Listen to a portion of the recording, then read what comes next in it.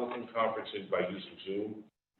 B, providing a mechanism for the public to alert the public body during the meeting that a member of the public wishes to speak or be recognized during the public input at the public hearing.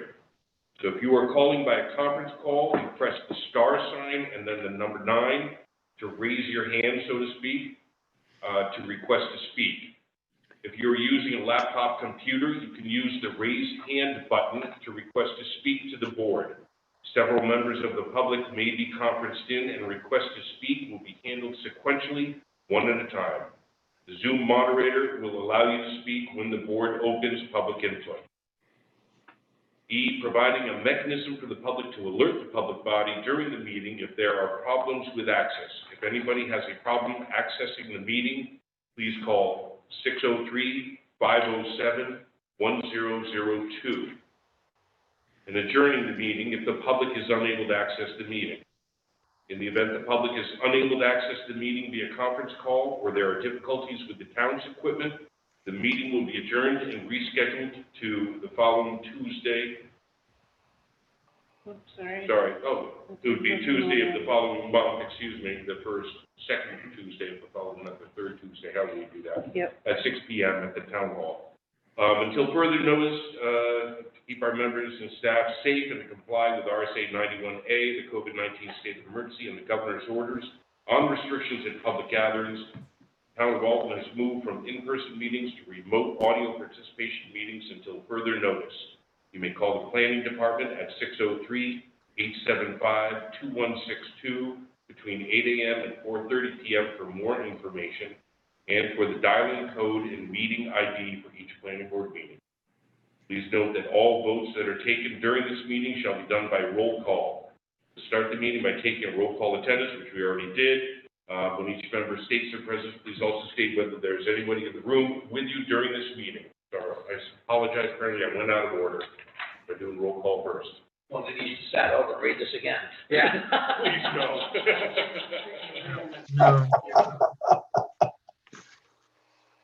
Throw it away. I'm not gonna do this every time, is we? Yes, No. yes, Well, yes, it is necessary. it's required. It's written that this is required and read every time. Yes. Yes, They don't even know this unless it's posted. Well, we're not here to debate whether it's legal or not. We're just trying to follow the rules. So, Andrew, I'd like to clarify that date, so under F, if the meeting was rescheduled, it's Tuesday, September 15th, that's the next regularly scheduled. Right. Thing. Right. okay. Yeah. Thanks. All right, do we have any alternates? I don't think we have any alternates. Oh. But we will be addressing, I guess we have some applications for alternates that we'll address a little later. Reminder that any other business to come before the board and public input on non-case specific planning issues have been put on hold until further notice as voted on at the May 12th, 2020 meeting. If the public does not have any input on non-case specific planning issues, they should contact the office to be scheduled for a future meeting. All right, so let's start with approval of the agenda. Have there been any changes to the agenda set out? So originally I posted the agenda, which I had copied from the previous month, and it didn't include case P2007, and I was informed of that, so I fixed that right away, probably within an hour. But this is the agenda we're going by. So this is the current agenda that we have, yes. Okay, so any make a changes motion on to that? accept the agenda as presented. Okay, do we have a second? He needs to identify himself for the record. This is Russ Wilder. I'll make a motion to accept the agenda as presented tonight. Do we have a second? That's it. Tom Hoop seconds it. All right, so we do a roll call approval. Bob Williams, aye. Roger Semple, aye. Roger McDonald, aye. Drew Russ Carter, Wilder, aye. Russ Wilder, aye. Bob Rankin, Okay, aye. Russ. Tom Hoops, aye. All right. So we had on the agenda discussion on roads and in town and their regulations, so that's been postponed. We're gonna try next Tuesday at 6 PM. Is everybody going to be available for that? Yes, I will. Russ will. Yes, Still be here. Bob Reagan Leaving will. in the Tom Hobbs can. Okay. So Roger, Scott, you'll be you said available? Yeah, I'll be there next Tuesday. Scott, you said yes? Yes, I did. Roger, Virgil? Yes. And I'm available. That's great. We'll all be Perfect. available. Okay, so I will let the proper So people we'll know. bring this back with us Yes, next. please. All right, so I'd like to call case P 20-07 to order. Paul Zucco, agent for Jamie and Ally Brown, applicants, and William Thomas and Nancy Moore, the owners, map 9, lot 35, for a minor subdivision. I've got 27. That's James. Oh, I'm sorry, James and Ally? Thank you, sorry. That was added in, I think that was added in afterwards. Which packet? To the recent packet? That should most be, recent. that's probably in the recent packet. Okay.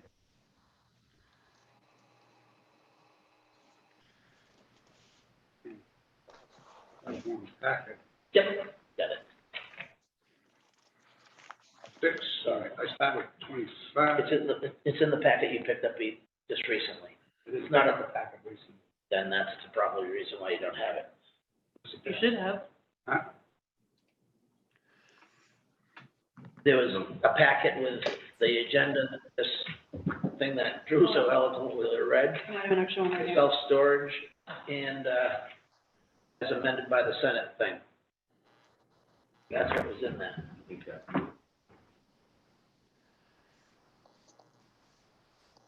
Safe to assume you haven't had a chance to read that yet. No.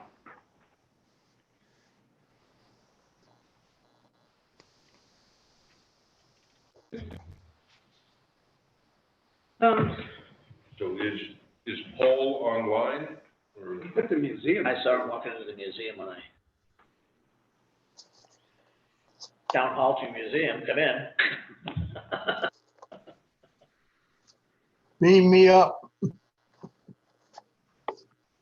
That's fine, so they're actually, so right now, what you guys need to determine is whether this application is complete or not, according to the information that I've shared to you with this background and chronology. It's 2.5 pages long. According to the regulations, according to discussions I've had with Ken Roberts at the Highway Department, discussions I've had with John Dever, who's the code official, and discussions that I've had with Jim Sessler, our town council. So we have all determined that the minor subdivision is not the proper subdivision to submit for their proposal. The proper application that should be submitted is a major subdivision application. And before they come to the planning department with a major subdivision application, they would have to receive a variance from the ZBA for frontage. Because according to our definition in the zoning ordinance, frontage is a requirement on a class 5 road or better. Right. And that's where you have to have frontage on a class 5 or better road in order to subdivide. So I can sit here and go through this whole thing, and starting when they came into a conceptual back in November of 2019. It lists, it gives all of the details. I quote all of the regulations. It lists sort of how to proceed, what they're supposed to do. So my recommendation is the board. I would make a motion.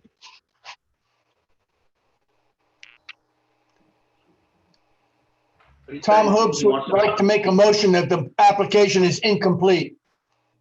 I'll second that. That's Russ Wilder. Yes, Yeah, now it's time for discussion. so now we can do some discussion on it, so. I'm just asking discussion, because I'm a little confused. Normally, there's a checklist of stuff that that makes an application complete. Does you have this, do you have this, do you have this, do you have this, do you have this? That's what makes, that's the checklist for an application. This doesn't have any of that. So can I All just, it says is can I- it's not complete. can I respond to that? Yeah. The reason why there's no checklist as to all of the items that are not complete is because this is the complete wrong application. So from the get-go, from number one, it's the wrong application. So to sit down and go through the application that's wrong and list all the things that are missing didn't make any sense. Who was advising them on this? The office, No, the office as in who? they've been in this planning office since the last winter, since February. Right, and it's And not clearly getting written. answers, not getting answers to emails. No, it's clearly written in here, Virgil, and I don't want to sit here and argue with you, but if you read, you read down through the plan review, and it clearly states when they've come in, the times that it's taken me to consult, so that I could come in this meeting tonight and know what I'm talking about, and be confident that I've taken time to talk to the proper people, and to be able to quote the proper regulations. I'm more than happy to talk to you So the town about things you're regulations concerned with. No good, right? You're saying you have to go to ZBA first.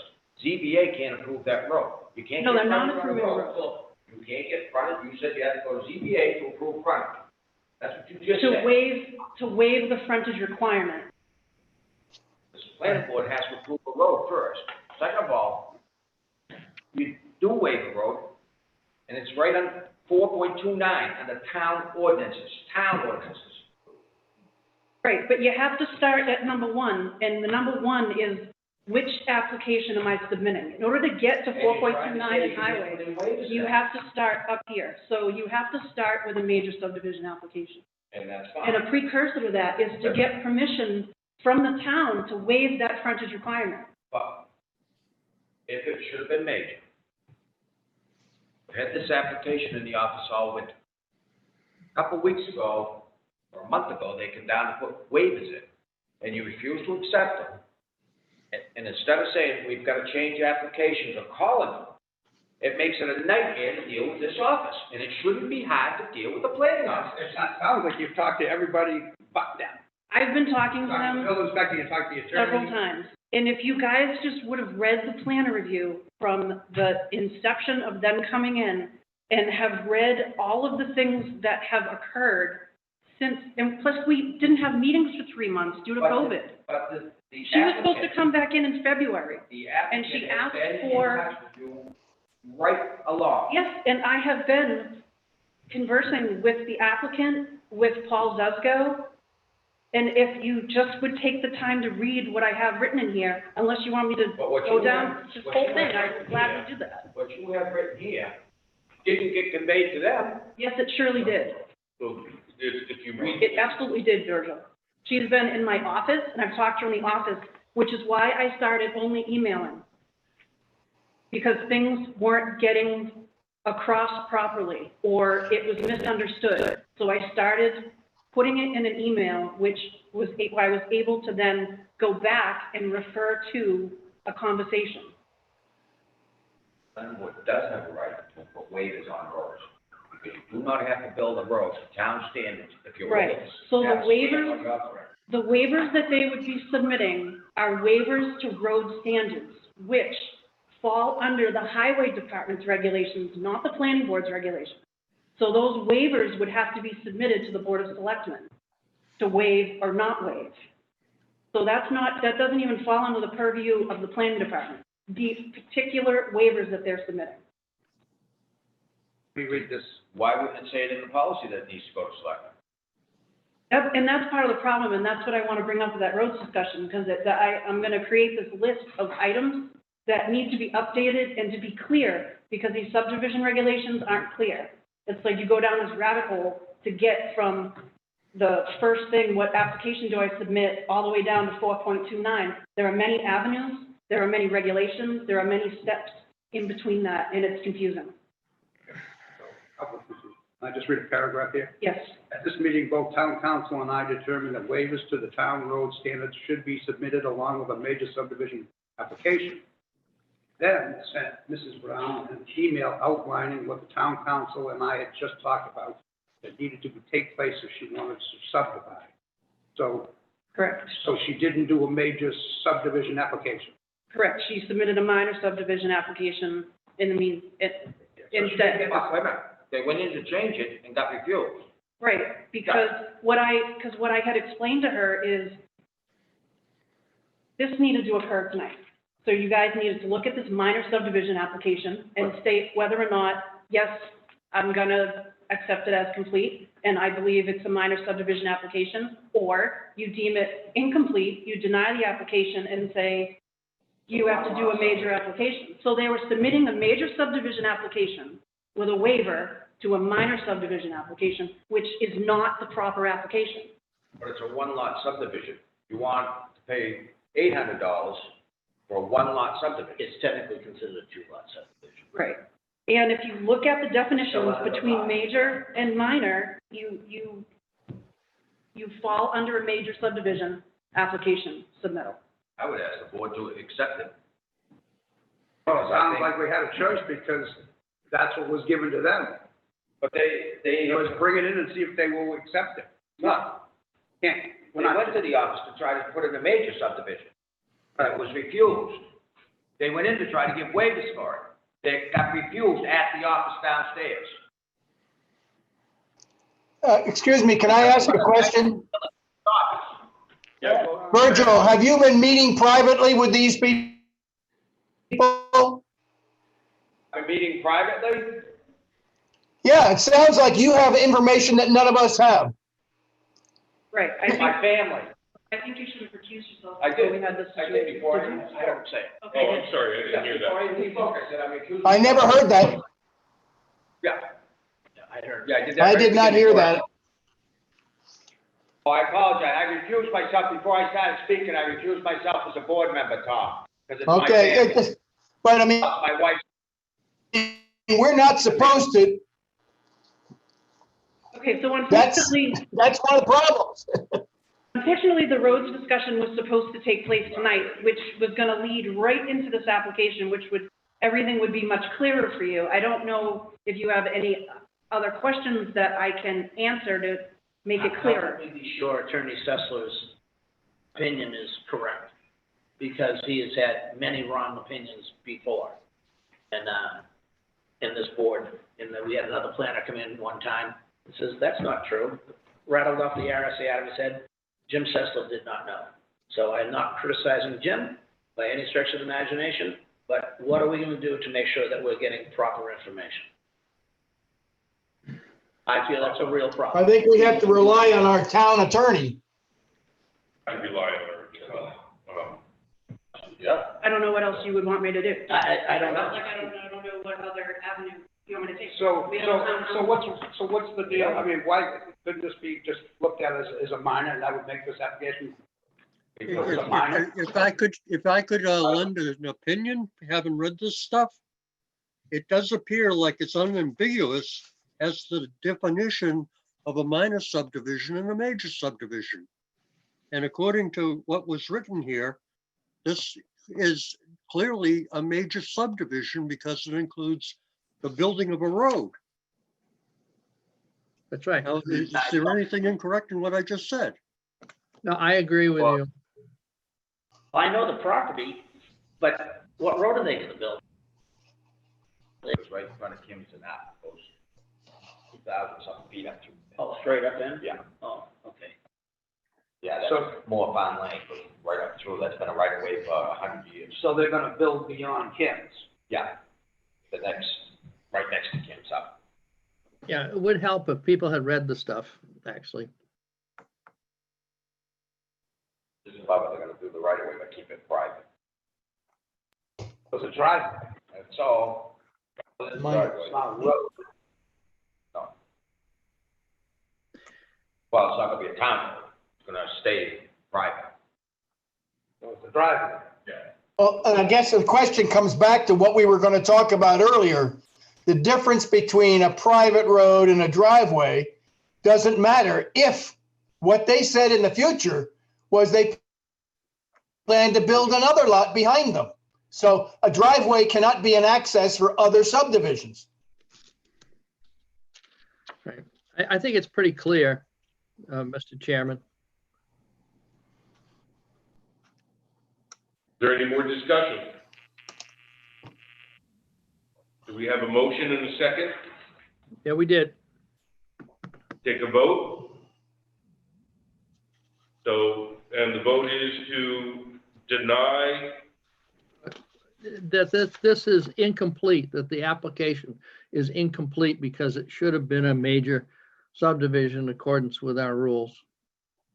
That's planning office didn't accept. We're working on this minor subdivision right now. That's like the next level. I'm still a little puzzled here. I mean, how do we get to this position? I guess that's a concern of I mine. mean, that's their time and money. It's your regulations. All of this, How to get to this point? I know, but all of this in here, in this plan review, reflects current regulations. And that's all I can go by. So I put it in a nice. Yeah, file this so they can turn it down. Well, that's what it is, Roger. Well, that's These are your bull. regulations. That's crap. No, that's bull. I don't know how we got to this push that the office didn't guide them to say this is a major. The office was guided. The office was guided back in February, in early February. I met with town council. And then I informed Mrs. Brown in an email outlining what we discussed with town council. I'm just perplexed that we're now 6 months from February and we're no further along than we were in February. I feel. it sounds like they were given direction, but. They were given direction, but when they tried to go in that direction, they got turned back and said, here, Would you like to hear? take this junk. Would you like to hear from the Moores? They're right at the library. They're right. No, they can't speak because you did not accept the application as complete. An applicant cannot speak on an application until you accept it as Because I'm complete. gonna tell you right now, they came in a while ago to change it to major, and it got denied right at the office downstairs. They come in with waivers that I have right in this book that they refused to take down at the office downstairs. Can I speak to that, please? Please. They submitted an application And then they come in to change it. none of the documentation with the application. There was no documentation with the application. It was the application and waivers with no documents. You have all the applications in here. You got all the information from the first file. And it's And then you change the number on the file. It's the improper application, and that's what I'm trying to point out. You see, they came in to do the major. They came in to change it. And they got refused downstairs when they brought the waivers in, they're gonna change it and pay the difference. And you refused to take it downstairs in that office. You refused to accept it. I did. I Yes. did not take it because it's the wrong application. And we're gonna just keep. So, I don't know Information if you is all in want the other. Mr. Chairman, you guys can. Mr. Chairman, Mr. McDonald has recused himself, so he should be just commenting as, he really shouldn't be sitting at the table there if he's recused either. And he's speaking on behalf of the Browns. I think this is just going around in a circle. Yeah. At this point, I think we are going around in circles, and I think we need to take a vote. So we have a motion, we have a second, so let's do a roll call vote. Roger? Begrudgingly not complete. Scott? I agree, Roger. It's not. Tom? What is it? I can't hear you. What's your vote? Your vote. Yeah, this is. The application is incomplete. Russ? Incomplete. Bob? Incomplete. And Drew Carter agrees incomplete.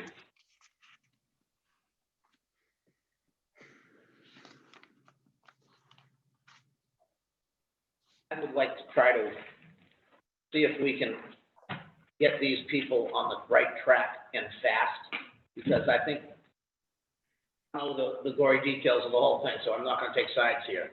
But it's 6 months, that I am sure of, and that's just not acceptable. I think that Jessica has been doing a good job.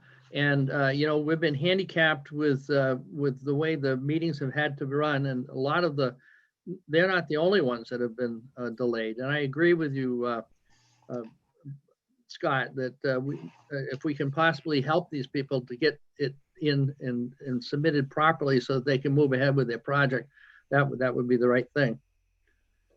Yeah, the board. They turn in the application to Major. Their waivers, well, can they be put on next agenda? No, they can't, because the next agenda is full. Booking all the way into October already. I think we should try to slide them in. I think we should try I to. have 5 applications in September. Okay, so then slide one of them out till October and put these people in. This has gone a long time. I think this is just spitting in their face if we don't move them in. She's not gonna do it, the board. Oh, she better have. If the board tells her to do something, that is what should happen. Well, doesn't she have to go to the ZBA first? Yeah, They have to go to the ZBA before they can come to the planning board. It sounds like we need to make sure that their application is complete and has all the proper documents that are needed. Well, that doesn't mean we have to wait till November to. No, because you can put a rider on it, say what ZBA approved. So I think I think the general consensus, Jessica, is that if there's something on one of these upcoming agendas that we think we may have a bunch of short, quick cases, maybe we can slide them in. I will do my best. Just bump them up, Yeah, bump everybody back. bump everybody up. All right. I mean, obviously, the agenda isn't made yet because, we're just doing this meeting. If I can offer one small point, I think when we have the roads discussion next week with Attorney Sessler there, I think there will be some true clarification as to the definitions of minor and major. I think that's where a lot of the confusion and difference of opinions was coming from. It just occurs to me that we don't have all the information we need. Okay. Yeah, may get clarified. Okay, so moving on, case P2005, Randy Tetro? Huh? Tetro. Agent for Eric Gordon, owner, map 21, lots 1-3 and 1-5 for a lot line adjustment.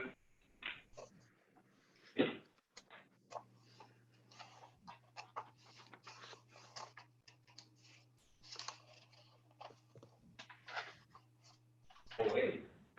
The thicker That's package. in the last month's package. Oh, I don't have last month. Impressed, I.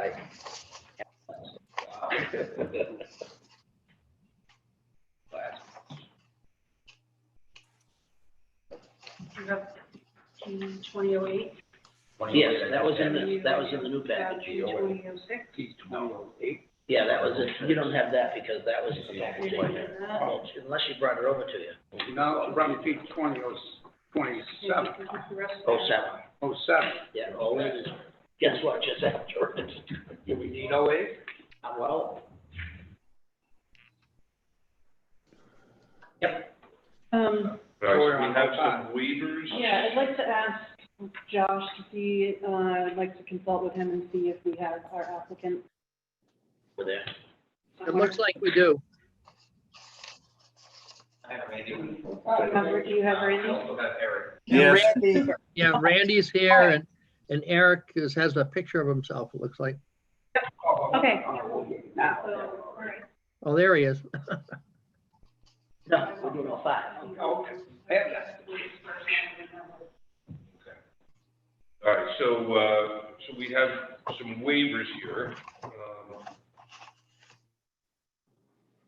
The first waiver, checklist section 7, point F, point 7, point G, H, and I, requiring wetland slopes, topography tested pits, soils mapping, and minimum contiguous upland areas be shown on the plot plan. The reason for the waiver is the lot exceeds 10 acres and has no development being proposed at this time. have any motions? I'll make a motion, we accept the waivers for section 7F.7G, 7H, 7I. And where am I next? That was That's it. it. That's it. So that was Tom. Do we have a second? Yes, Tom.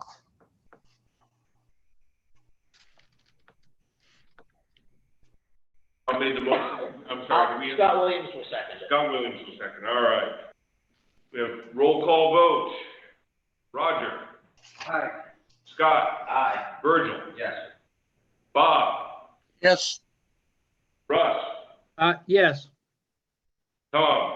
Yes, And Drew says yes. Now we're going to determine if the application is complete. The only thing that was outstanding were the sample deeds, and those were submitted. So they have everything that's required. Does Cecil review those deeds before this point or not? He does not review those deeds. Okay, then why do we ask for a deed? It's just to have on file. As soon as it's recorded, the assessing office gets a recorded copy. Right, they're just sample deeds, so they're not the actual deed themselves. The applicant's, I get that. submitting the deed. My point is don't jumping through a hoop that isn't necessary. Yeah, but it also gives the opportunity of maybe raising a red flag that somebody didn't see coming. Okay, who's read it? Who's read what? The sample deed. Well, in theory, the person who writes up the sample deed identifies the red flag Okay. and resolves it. So do we have a motion that the application is complete? so moved. Russ, Russ moved. Second? I second it, Tom. All right. Hoops. Any discussion? No? All right, roll call. Roger? Aye. Scott? Aye. Virgil?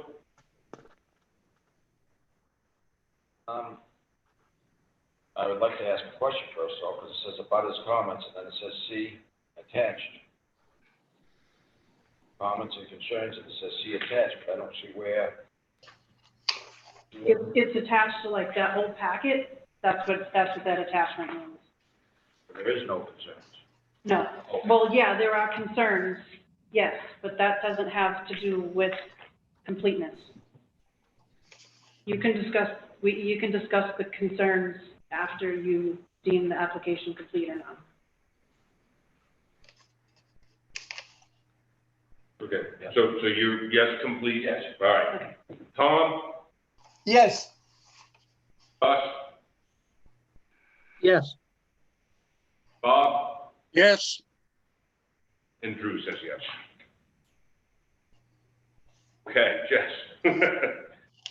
You want to go over your review of this?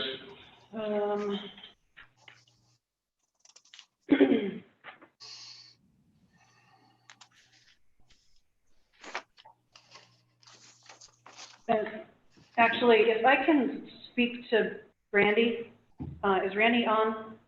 He's I am. on speak. Can everybody hear me? Good evening, gentlemen. hi, Randy. evening.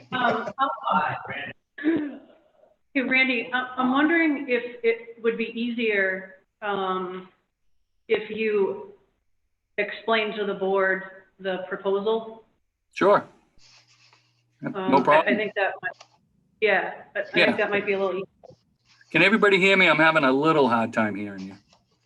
yeah, we can Yes. hear you. Yes. Yes, Okay. Yeah, so I'll just give a basic overlay of what this is. And we started back along the same time period as the previous applicant due to all the stuff that's been going on and so forth.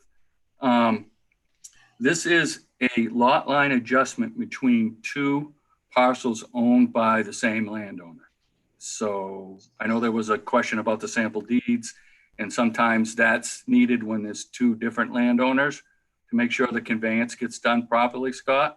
But in this case, it's the same landowner. So if the board does approve this subdivision and the plan gets recorded, there really doesn't need to be deeds of conveyance from the same landowner to the same landowner. Although in this case, because of the uniqueness of the application, they felt that it was necessary. So given that, this property is located, it's owned by Eric Gordon, who's I think in attendance with us tonight. It's at the end of Clay Point Road. It was, both parcels were shown on approved subdivision. It was approved by Alton Planning Board back in '97. That created the private roadway. That's where they both take their access, and that won't change as part of this application. Mr. Gordon owns a parcel that fronts on the lake that's around 1.5 acres. He also owns a parcel that's vacant of just under 13 acres on the opposite side of the private roadway easement. The proposal is to basically, let me back up. So his septic system for the home that's located on the lake parcel is, the septic system for that house is located on his other parcel, which is on the opposite side of the private roadway easement. What he would like to do is be able to have his septic system that services his lot and on one fee lot of record. So that's the proposal that's being brought before you guys. The vacant parcel is around 13 acres. So I'm trying to make sure I get, so the final acreage will be, that will be left will be just over 10 acres, 10.6 acres. And the new acreage of the lake lot will be, excuse me, I'm looking at the plan.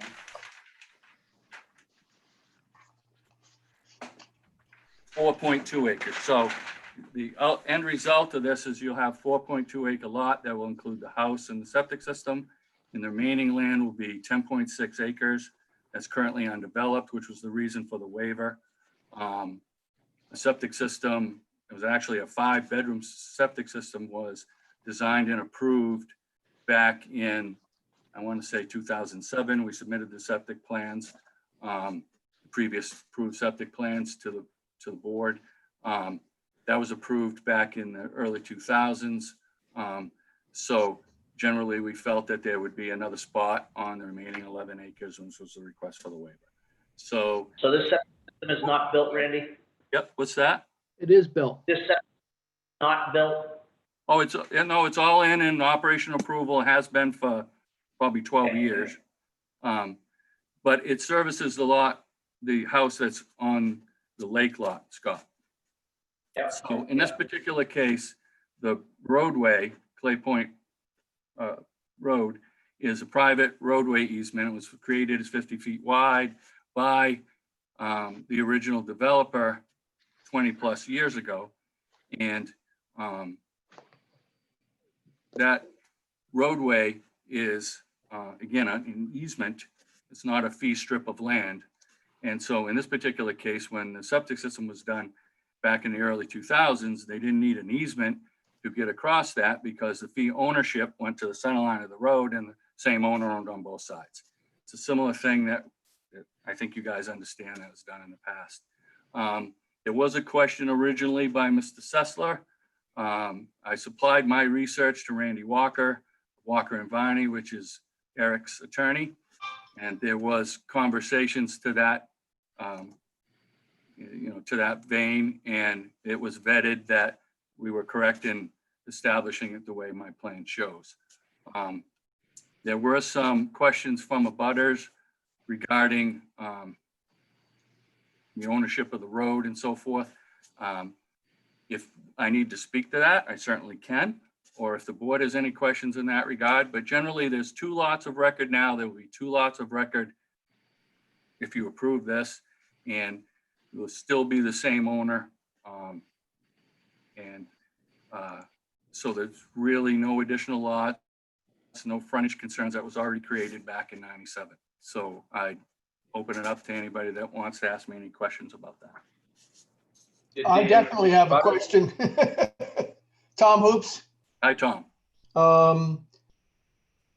The question becomes one that the abutter his question in essence was, will he still have right to use the road? Absolutely. The rights in the road do not change. But the question is, if it's a private road and it's a driveway, how could he get development rights off of it? He has the same rights, whether or not Mr. Gordon does what he's doing, that he always has had when he bought the lot. So if I'm understanding your question correctly. It's a class 5 road, or it's a private road, It's a private road, yep. that you can only get a subdivision off a class 5 road. The subdivision has already taken place, Tom. Yeah, this was done a long time ago, so. Yeah, The well, town the of Al- question is then, we're also setting up another parcel here that would gain access to this turnaround. That already has it, Tom. That parcel already has access to that. Right, but the letter that was submitted by the abutter said that their deeds restrict any construction in that area, Restrict any construction. on that lot, on the back lots, other than the septics. No, that's not true. That's not the case. It's not restricted to residential development. That was something that was proposed by a different application that never got completed. And we vetted that out with Jim Sessler and Jessica. All right, will there ever be access through to the Roberts Cove property? I'm sorry, I couldn't hear that real good. Can you repeat that, Tom? You abut the Roberts Cove Inc. property. Mhm. Will there ever be access through there? Well, the same rights that exist right now as far as pass and repass, this application will not change that. So the 3 properties that are located, what would be to the west of Mr. Gordon's lots, already have a right to pass and repass over that roadway, Tom, and those will stay the same. Okay, So to answer your question, they will have the same rights that they have now. For public purposes and rights to pass and repass. That will not change. well, this is a new lot now, so it is being created. You're creating a new lot. And this is an old subdivision, but it's a new lot in an old subdivision, and it doesn't have access to a class 5 road. 2 lots into Tom, this wouldn't be a new lot, it's just a lot line adjustment, the 2 lots already exist. The In 1 lot, right? the separate lot did not exist. Yeah, It's in the line. No, we're not making a separate lot, Tom. There's 2 lots now, and there'll be 2 lots when we're done. It's just that the 2 acres surrounding the septic will be included in the other lot, not the one that it's on now. Yeah, so you're not creating a new lot. You're taking some property from the lot across the street and Yes. adding it to the one on the So lake. Once it's So you show it- reshaped, it's new. Excuse me? Once that you reshape a lot, it's a new lot by record. No, he's changing the size. He's just moving the lot line. I understand that, but I mean, according to the land registration, whatever the hell it is, if you change the shape of a lot and a new deed is created, it's a new lot.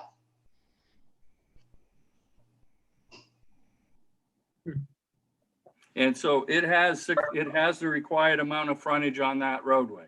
That roadway was sufficient to create the lot to begin with, so I assume it's sufficient now. We're not creating an additional lot, Tom, for building purposes. It's just, if you deny the application, he can build on that lot now. I disagree. I had a question about frontage on the 10.6 acre lot Yes, that's left. Is that sufficient to do any building on? What's as that far as the frontage? frontage, you end mean up as far as being? accessing the frontage, sir? Yeah, what's the frontage gonna be on that lot once the adjustment is made? The frontage, All he needs is 30 the feet. frontage along the cul-de-sac is 60 feet plus 54 feet, and then plus another 95 feet. But on the cul-de-sac itself, it's 60 feet, and the required frontage is 50 feet, sir. On the cul-de-sac, but Yep. this is what, lakefront residential?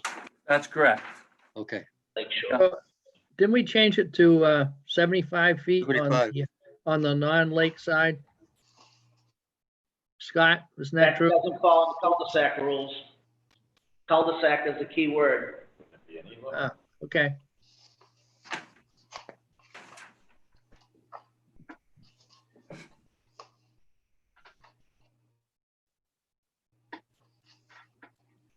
Question.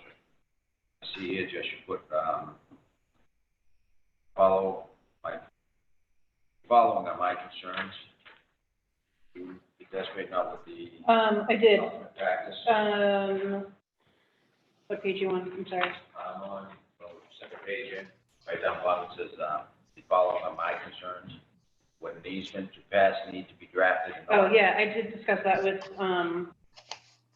Randy, and no, so the easement wasn't needed because that's an existing right of way, and the It's right an of way. existing easement that goes through there. Yeah, right, Okay. it's existing, You so, can't yeah, change that unless runners go inside Yeah. lot. Now, yeah. what was the abutter letters?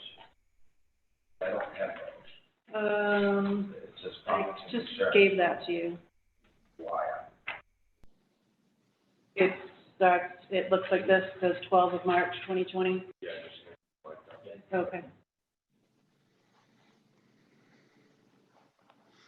These were questions posed that came in from the abutters. Yes, and I did address that with Eric Gordon's attorney. I had asked him about that, and he had told me that these concerns didn't pertain to Eric Gordon's lot. No. Have we checked with our attorney?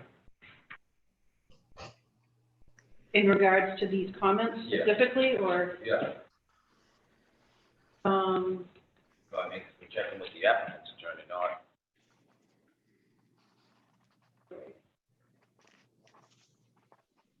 Number 3, he should attend, talk to his attorney. Number 1, or 3 rather.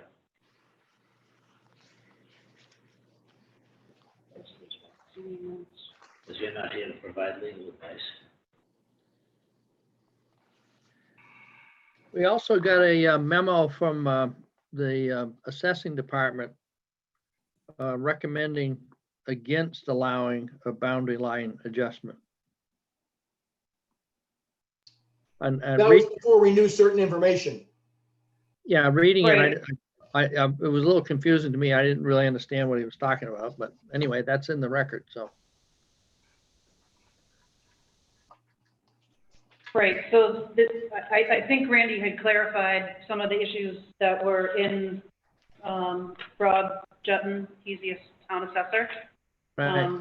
I believe Randy already spoke to some of the issues that were written in here.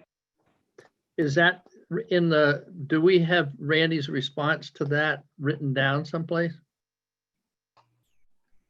I don't believe you do, Russ. That was just something, we actually staked his lot for him, so we had a conversation with him about that.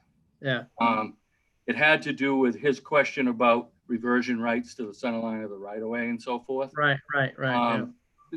To the other comment that he was wondering about, he had copies of an application that was proposed that was never put through the planning board that had those restrictions on it, so he was confused about that. So That was was- I. Yeah, no, I don't blame him a bit, Tom. But, so, you know, I was confused myself until I read it and had Mr. Gordon's attorney, you know, vet it as well. I don't know if Jim Sessler reviewed that or not. The abutters here, doesn't look like they have concerns, looks more like they have questions. Questions, yeah. Did somebody answer their questions for them? Well, there's one of them that's a legal question, number 3, that I said she can't answer that one.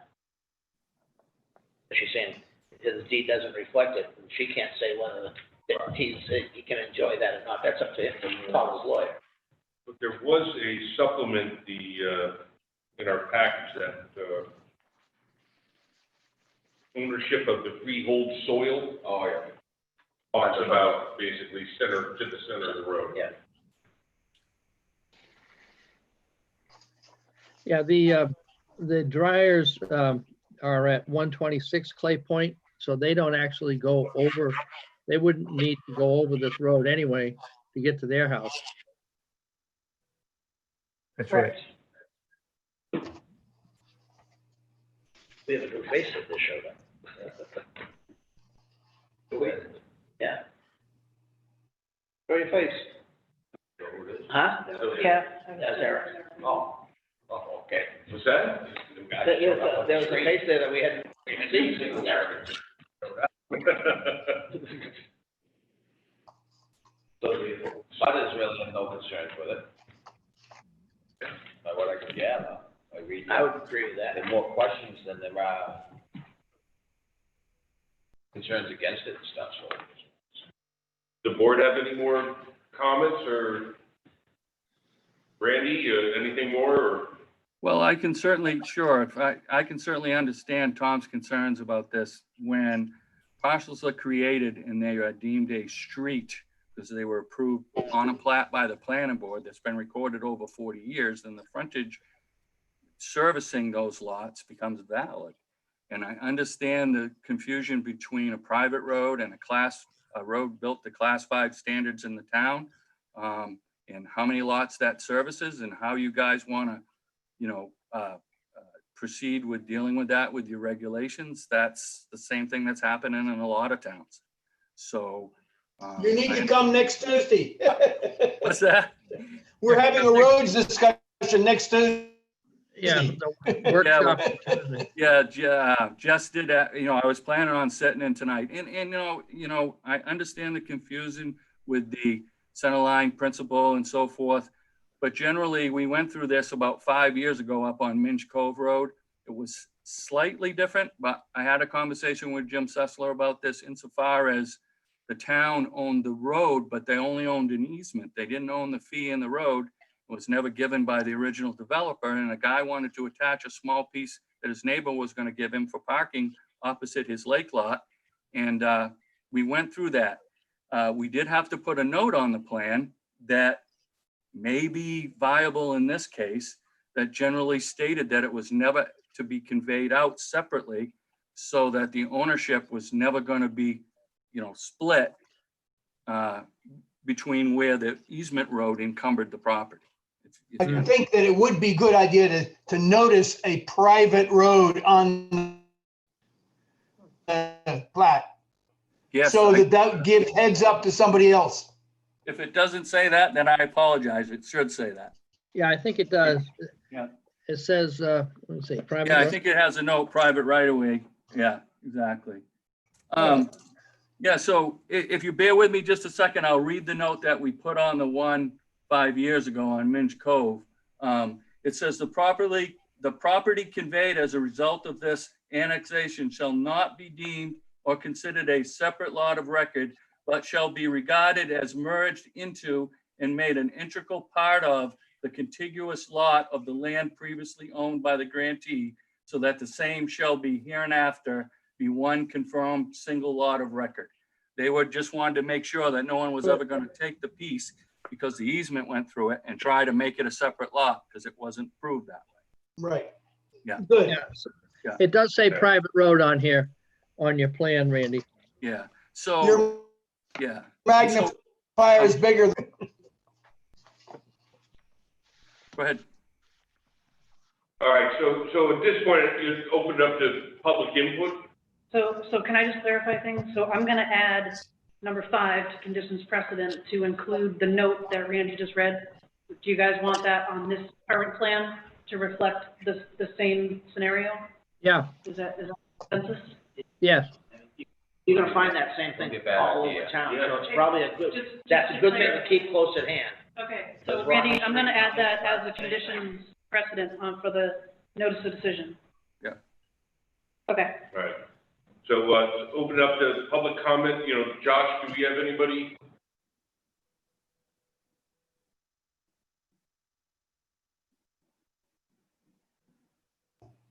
Don't see anybody? All right, we'll close the public input. Do we have a motion?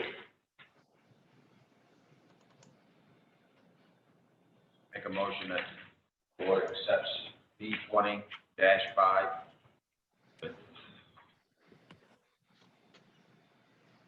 all the conditions precedent, 1 through 5.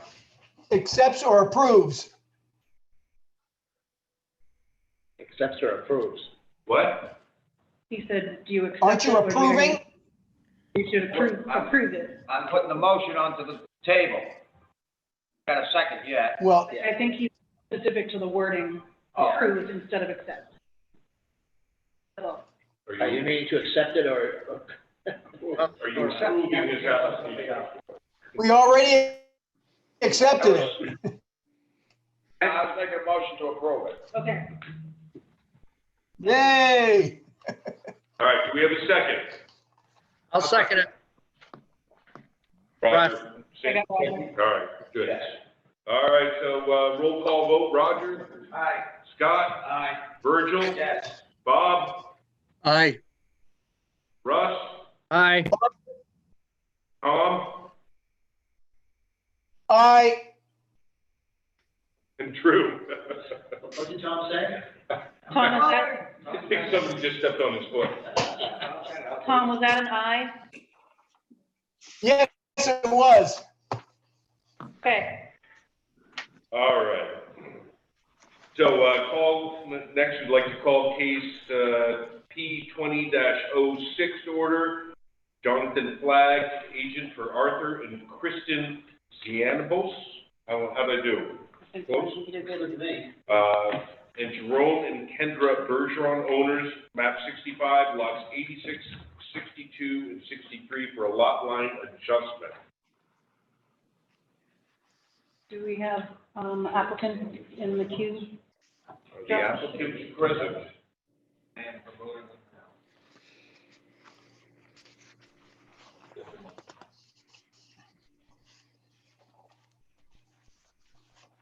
I see his name up here and Mr. Flagg's name. Mr. Zianabos is present.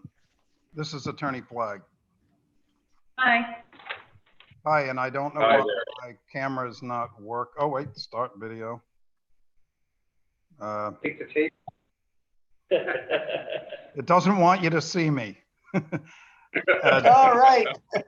Dave Dolan is also here, as you can see, who's a surveyor. There's Mr. Zianabos there. And you guys did a great job on the name. Sorry.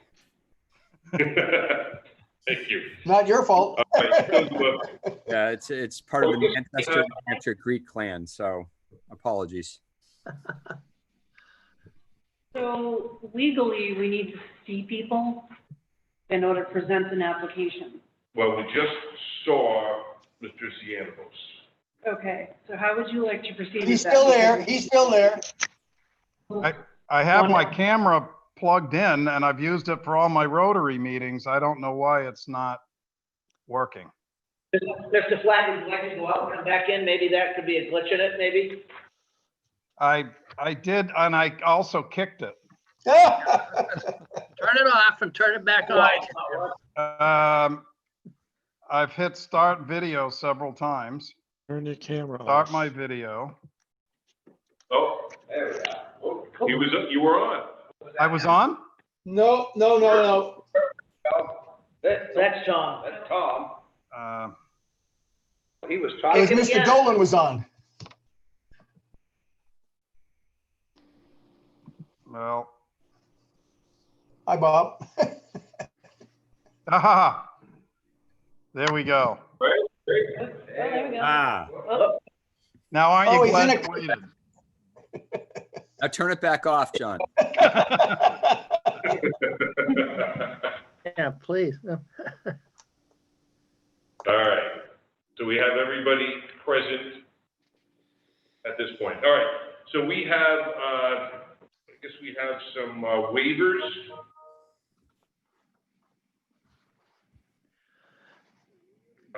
So we have waivers to requirement number 7, F.7 G, H, and I, relative to showing all jurisdictional wetlands, slopes in excess of 25%, and showing the minimum contiguous upland area. I'd like to make a motion to accept those requested waivers that you just mentioned. We're doing waivers first. I'll second that. Scott will second that. Get that questions? I'm sorry, what, Roger? Well, I mean, well, this is the second one, and then we're just, you know, section of waivers, I mean, we don't even know what size the lot is. All the wetlands. Well, this yeah. is all in the package, right? So, Yeah, I've looked at the package already. I read it this afternoon, and these things probably aren't appropriate to be considered. They're off in left field then, is that the consensus? Which I assume they were, but it's like we're just, you know. Yeah, if you look at if you look at the drawing, Roger, that's submitted by Mr. Dolan, it shows where this is, and I know where this is down. It's off of sort of near Smith Point, but a little further to the west there. So I don't think we have to worry about them.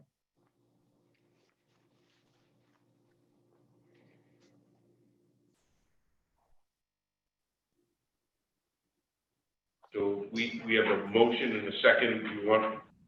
You seconded, I right? seconded, yeah, so we can talk about it. Yeah. We have any more discussion about the waivers? I see no problem. Okay, all right, so let's do roll call vote. Roger? Aye. Scott? Aye. Virgil? Aye. Russ? Aye. Tom? Aye. Drew? Oh, Bob. Bye-bye. Bob? And then Drew, aye. I couldn't distinguish between Bob and Tom. Weekend. One starts with a B. Hey, you don't have my ears. All right, so now we're gonna take a look, see if this application is complete.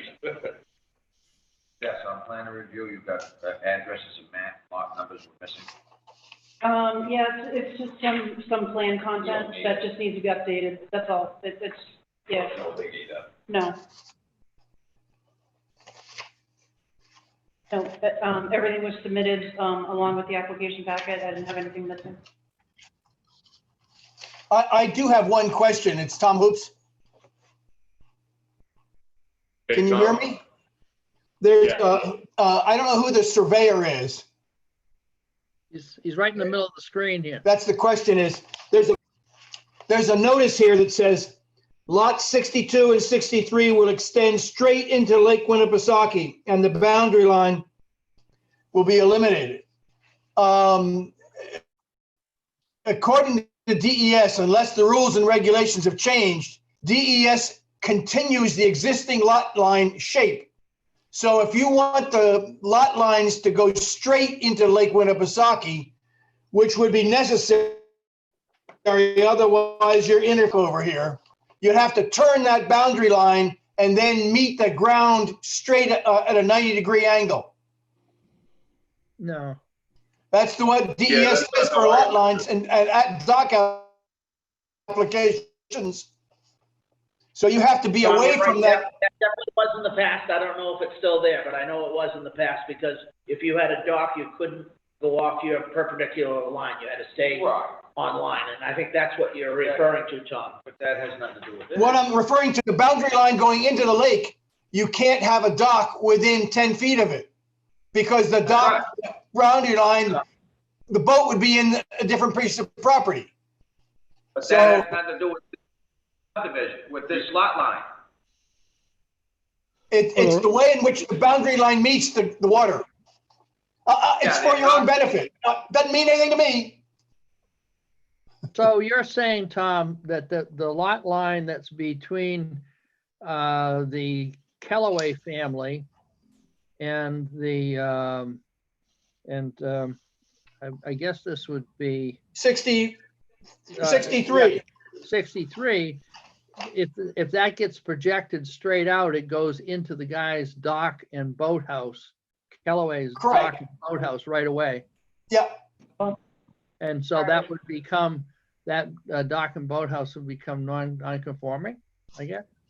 well, But the lot line it can't go up. represents a question. Are you the surveyor? I'm the surveyor. I would call DES and ask them. The lot line can't go into the water because you can't own the lake.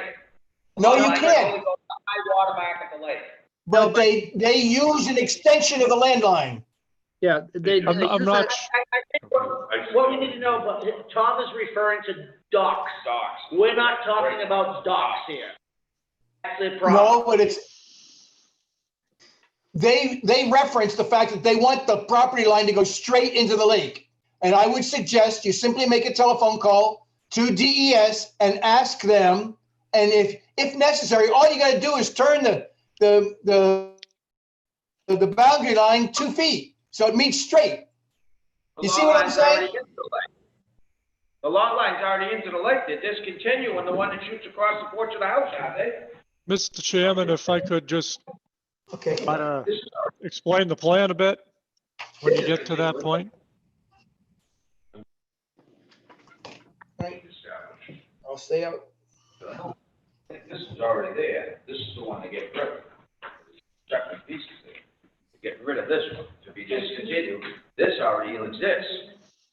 Sorry, what? We're still waiting for completeness review already. I'm sorry. Yeah, you're right. We're on completeness of the application right at the moment. Thank you. It's getting us back online here. So did we have a motion for completeness? No, John, No. we're talking about the.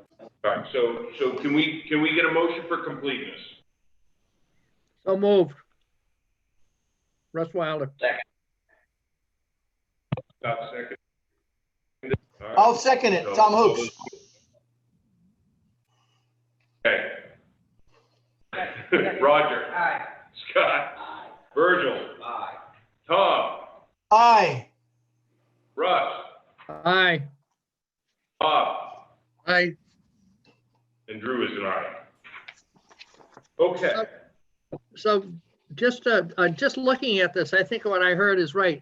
Tom, those property lines, the ones that are on the outside of the two lots are not being changed. Those are the only new property line that's being proposed is the one between the lots. And that doesn't create this potential problem of the setback to the dock. Right. I simply was mentioning it for the applicant's benefit. If they want to be certain that the boundary line goes straight into the lake, they need to check. Well, Tom, let's put that to bed right now, and once the applicant has a chance to speak, maybe they'll clarify something for us. That's fine. That's fine. I'm trying to get my head wrapped around this as well, because I think I got headed down a rabbit hole with that doc comment, so.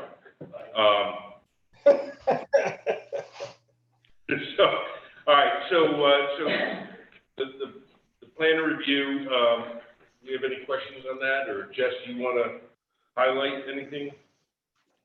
No, I think actually if the surveyor can, and maybe comment to that. This for me, for the planning office, it was pretty straightforward. Everything was submitted, and just a matter of, this is something that's already been to court, so it's just a matter of just cleaning things up and All right, and getting approval. And we said the surveyor is on, or the attorney is on, Both. all of the above? So, at this point, who would like to approach the board on behalf of the We applicant? gotta accept the application before we move on. I think we just We just did. did. We just did that. I'm sorry. That's okay. I That's hear all you. right. It's all right. We're good. So who's going to address the board on behalf of the applicant? I'm happy to have Mr. Dolan, who's the surveyor, explain the lot line issues. I'd be Okay. glad to do that. How we got to this point is up to Attorney Flagg to explain if need be. Several years ago, we surveyed a piece of waterfront property for the Gianaboses. There's 3 parcels involved here. There's a lakefront parcel of land, which is now tax map 65, lot 86. It has about 300 feet of lake frontage. And it's about, what, a 50-foot wide strip, basically. The side property lines of that lot, as well as the 2 lots behind it, are unchanged. Those are existing lots, and the property lines don't extend into the lake. They actually stop at the shoreline, the high water mark of the lake. The state owns fee title up to an elevation of 504.32. There are certain limitations on constructing new structures within 10 feet or 20 feet of an extension of those property lines. And the state has recently changed how they define that extension. It used to be a straight line extension. It's now what's referred to as the colonial method that I wouldn't want to go too much in depth to, but you basically take an average of a straight line between the endpoints of the property line where they intersect the shore on 2 abutting pieces of property and basically split that angle. So you're more or less averaging it. In this case, we're not affecting any of the side property lines. Again, there's 3 parcels of land involved. The shoreline piece, which is about 11,000 square feet. And then you have a back lot, or non-waterfront piece that's owned by the Gianaboses, which is lot 62. Right now, it's about 2,400 square feet. And I'm looking at a plan in front of me, so I'm saying on the right side of the plan, the Bergeron property has no waterfront, and it's about 3,600 square feet. The Bergerons have used the area in front of their lot for a number of years, as has the Gianaboses and their predecessor in title. We're trying to resolve an issue of ownership, and this is what's come before the board based on a court decision that Mr. Flagg's more intimately knowledgeable about than I am. But the agreement is to extend the common boundary line to the shoreline at the lake at a point that's been agreed upon. It's been monumented. So we're going to eliminate the shorefront lot by transferring 5,600 square feet, which contains docks and a perch beach, and that'll be merged with the Gianabos property. And then with parcel B on the plan, if anyone's looking at it, is 6,000 square feet. That'll be merged with the Bergeron property. As noted on the plan, those parcels are not to be conveyed separately. So the Bergeron piece will now have 180 feet of frontage along the shore. The Gianabos property will now have 170 feet of frontage along the shore. And they'll all have direct access to their waterfront structures over their own property. As far as the Kellaway dock and boathouse, that's existed there for a number of years. It's in a grandfathered situation. If they were going to attempt to permit to rebuild or reconfigure, not reconfigure, but rebuild in kind, they would be required to get a permit from DES, and DES would likely request, if any work's taken place within 20 feet of that imaginary extension of the property line into the lake, that they would get consent from the neighbor Bergeron. Again, the lots have been monumented. I did update the plan to include all the abutters addresses on the plan at their abutters locations as shown on the plan. And I'll turn it over to any questions or comments anyone may have at this point. Yeah, I have a question. Right where that property line between Callaway and Bergeron goes to the edge of the lake, it says landscaped area encroaches. Is that an issue that has been settled?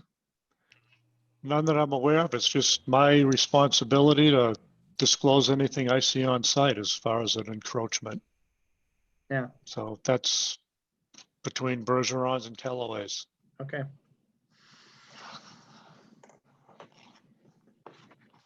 Is this subdivision the subdivision that was done in 1880 or 1890, somewhere around there, that Railroad Ave subdivision? Yes, I can't remember the date. We started this project in 2015, and frankly, I haven't looked at that subdivision plan in a couple of years. But There's I believe it's Highland Park. Is what it Yeah, was there's a called. lot of these situations in that subdivision, that's why I mention it. It's been a bone of contention for the building inspector for a long time. Wow. Given the size and configuration of the lots, I'm not surprised. Does the board have any other questions? All right. Do we have anybody here from the public?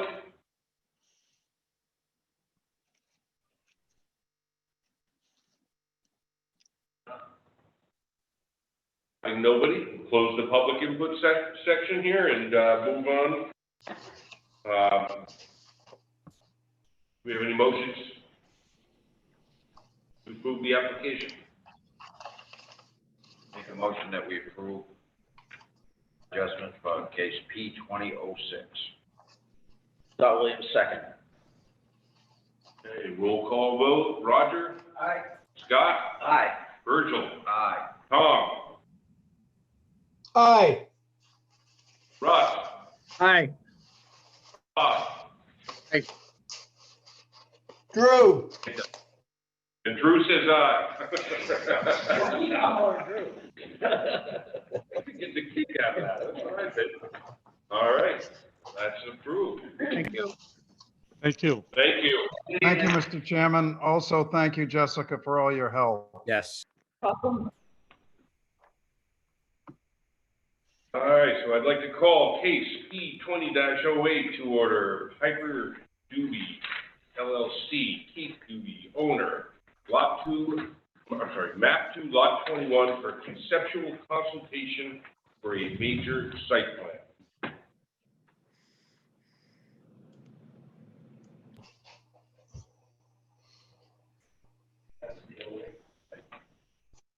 Yes, and you don't have it, right? Yeah, but it's just a conceptual there, so I really don't need You it. don't need much, no?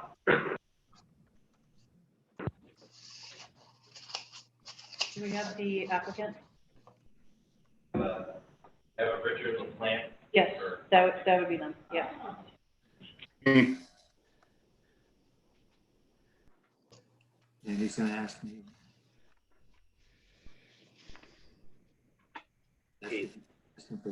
Yes. He's using his father's computer. Yeah, this is Keith. Can you hear me? Yeah, we can hear you. We can hear you. Okay.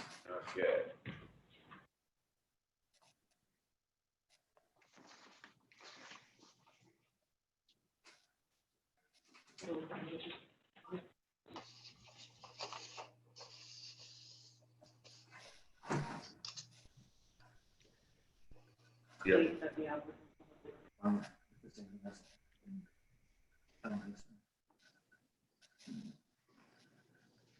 So, Mr. Doobie, would you like to explain your proposal and just have to make it clear that either you nor the board are bound by any of these?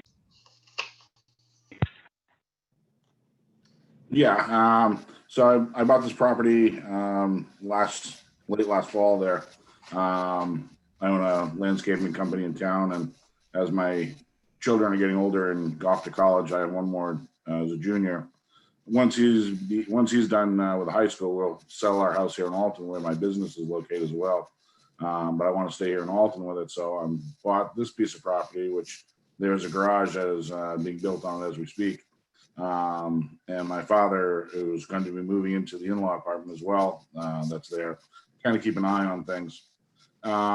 So this is a transformation that's gone on now for a few months that everyone's kind of been chatting as the subs have been coming in and out, electric, plumbing, so on, about, boy, this would be a great place to put, self-storage and stuff. And of course, as me and my wife are not getting any younger, it'd be nice to come up with something that would help out with retirement, some income down the road, other than, our Social Security. So this was kind of, so I kind of started looking into the idea, and, you know, it just kind of, it made a little bit of sense. It's, you know, pretty much zero impact to the town. It's pure tax base. It's something that's needed in town because everyone I've talked to that owns one, they're booked right up. The nearest one in South Alton would be Pine Tree self-storage over by the Barnstead Pittsfield line. And if, you know, if the town is growing, you know, if houses are going up, things like that, it's always something that's going to be needed. I kind of thought this would be a good spot for it. If I could ask a question, is this property on the Alton side of Dick LaPlante's machine shop? Yes, it would be further south. It's Further south? Yes. Just because I see it. Like Hamwoods Road, so it's just It's south of Hamwoods Road. Yes. north of it. It's towards Barnstead from Hamwoods Road, right? Yeah. Right. It would be across the street on 28 from Kathy Courier's. Okay. He's on The, Prospect. the, ad- Well, yeah, her house would be on Prospect Road. This is right on 28. So it's between Stockbridge, between Hamwoods and Dudley Road on that side. On the same side as Dudley. Yes. So if you're heading south, it would be on the right-hand side. is it near where that cistern is, where the town's fire cistern is? It would be 4 lots north of that. Okay, That cistern was put in, I think, right in front of lot 4. And this is technically lot 1. That okay. cistern was put in the pavilion burned. What's that? That cistern was put in the day the pavilion burned. Oh, okay. Got it. Not a good omen. Where were you? Well, I was supposed to be there putting in the cistern, but I was at the pavilion. Oh, I'm just looking at the aerial photo of this now on my computer, and it's all woods in there, right? Or is it cleared now? Yeah, we've had some of it logged out recently to, build the garage and things like that. Okay, Oh, that's what you're building the garage. What's that? Oh, now I got it nailed down. Okay, thank you. so I've got a question. You've got, the drawing that you have shows a yellow structure, looks like, right along the road. Would Yes. that be the storage unit? That would be, yes. So it's one storage unit? Yeah, just for now. I mean, who knows what'll happen down the road if it works out. Maybe talk about more, but for right now, we'll start small and kind of work our way into it. Yeah, and then you need a driveway permit from the state to get in there, yeah. I mean, right now we have the driveway, that's all in, and that was all permitted years ago. They even came down to approve when we started building the garage. So now it'd be just a matter of talking to them to see if this is gonna cause them any more impact. 35 units for self-storage, I can't imagine it's gonna change any impact on 28. As I've been watching the construction going on in the building, the cars that go by there, just incredible amount of cars. So the snowmobile trail, that's active too? It was active. They actually moved it, whoever, I can't remember the guy I bought it from now. But originally he moved the snowmobile trail to the back side of the property. So it's still on my property. But I'm not gonna be closing it down or anything. We used to be snowmobilers ourselves. But it doesn't go through the middle anymore, no. Would it, if that snowmobile trail is not being used, then this unit could be moved back and you could have a screening of trees, I suppose, along the road, right? Yeah, we still have a screening of trees there now. I want to leave the trees. Right now, you've got a setback from the middle of the road of 25 feet for the right of way. And then I want to be about another 20 feet inside of that. So you're still going to have 20 feet of trees and whatnot between there and the setback of the highway. So where you show this being located is not necessarily where it would end up.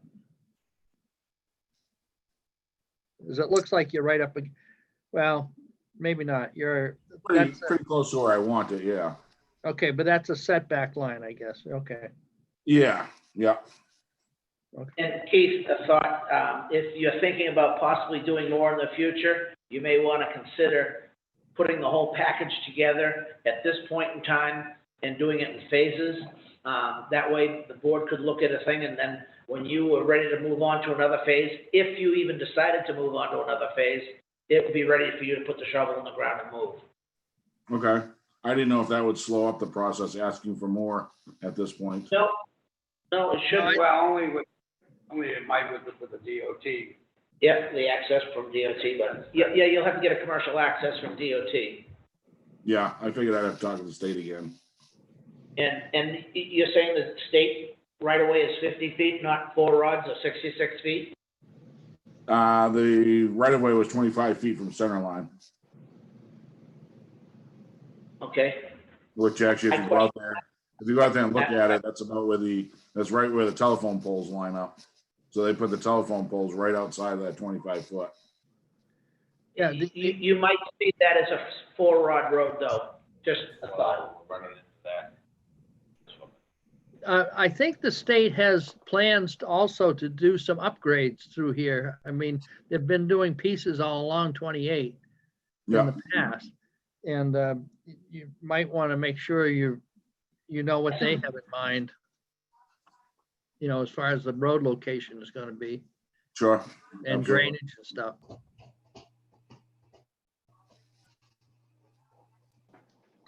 Yeah, I think I don't have any issues with it. I mean, if it was, these storage units aren't terribly attractive, but if they're screened from the road, there can be utilitarian and so forth. But I think what Scott said is, why don't you, go for what you might possibly do in the future, and then you'd be all set, Okay. Then you don't have to come back to the board. Yeah, but it's fun though. It was fun this time. Something's wrong with him. Something's wrong with him.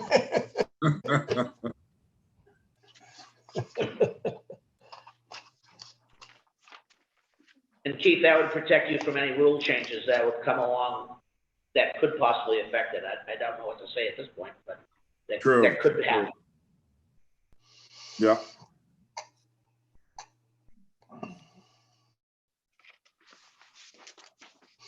Well, I like to see people sticking their neck out and making a living, so attaboy.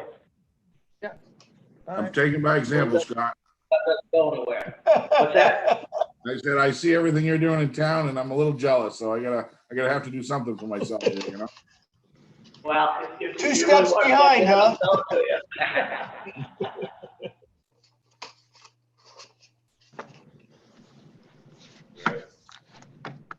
Do you have anything, No, good luck with it. Yeah.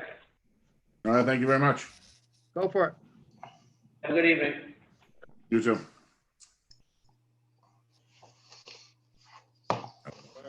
on the old business? I'm gonna put some lights on.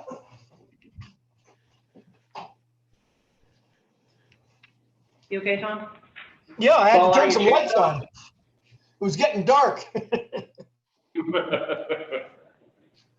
Can I just speak to that first? Yeah. item of business? Yeah, So when Amelia was doing the minutes, the May 12th set of minutes, it was found that there was no second to approve the agenda. So it's missing. So Was I there? I think I was there. do you have I don't have minutes. yes, you were physically present. I will second that. How's that sound? And that's all, it's just, That's all. just clarify. That's all. That's that. All right, good. So we got that taken care of, updating the Alton Conservation Construction Observation Guidelines and site plan regulations. We got to bump that down the road. until We're we get just- a little further. yeah. Yeah, that was not conservation, that was construction. Yeah. You said conservation. Did I? First, and then you went construction. Oh, okay. Getting tired, it's getting past my bedtime. Discussion on which IT committee There have been 2 board members in the past. All right, so can I speak to this one? Yes. Okay, so at the last meeting, Virgil ever so graciously offered up to be sort of 2 seats as a selectman and a planning board member.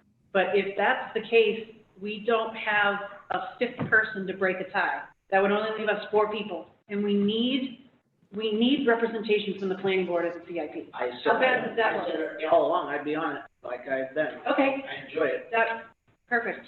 Done. I thought you knew that. That wasn't clear, it wasn't clear at the last discussion that we had. Okay, thank you.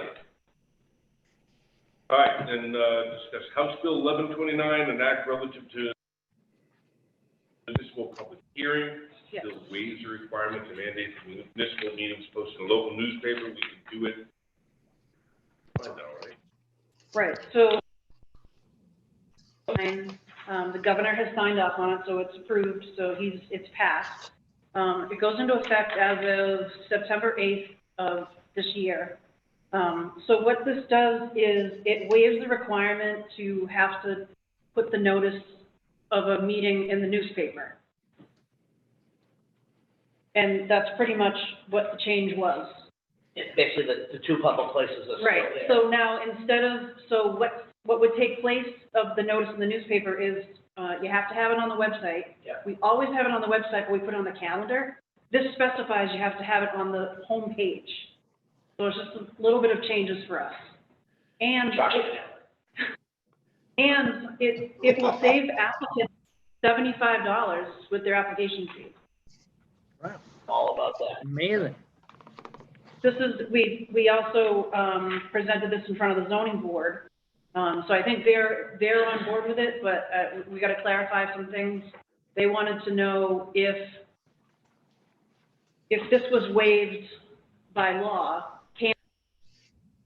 can still enforce it? So that was their question. So I just wanted to, I'm not too sure. I don't know their reasoning behind it. I don't know if they, yeah, I don't know if they still, want that and they find that it's helpful and it gets the word out further. So that's something I do want to double check, but it's, you guys can decide what you would like to do. Yes. That's it, I thought we meant Zach. CIP, I'm sorry. Okay. I'm on Zach. You are on that. Yeah, that's So I still, yeah, you still need a CIP member. so do we want to go back to CIP or do we want to finish this discussion? Let's finish this discussion and then let's jump back to the CIP. That's So, okay. so you're telling me that the planning board, we can go ahead and do this electronically or continue to do this via print at the expense of our. Right, every application, that's part of the application process, is to put a little blurb. So it's pretty much, it's this blurb and the explanation, what their proposal is, that goes in a newspaper notice. Right. Every meeting. So this bill that got passed waives that mandate. And, but this is only a temporary measure, correct? No.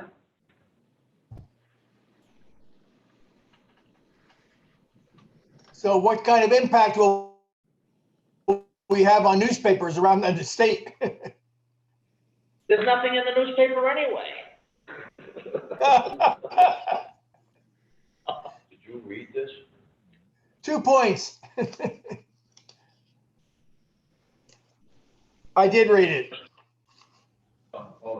Yeah. First article on the alternative ballot shall be asked whether voters approve the optional meeting procedure. The optional meeting procedures is not approved by simple majority. Foreign articles are deemed disapproved. All right, so can I just point something out really quick? When you look at this bill, only the wording that's in bold italics is what's new, and that's newly proposed. So if there's just regular print, that's already in existence, that's already law. So the only thing that changed is on the second page, it's B 1, 2, and 3. Just the bold italics is new. Everything else is already in existence. just so that you know what you're looking at.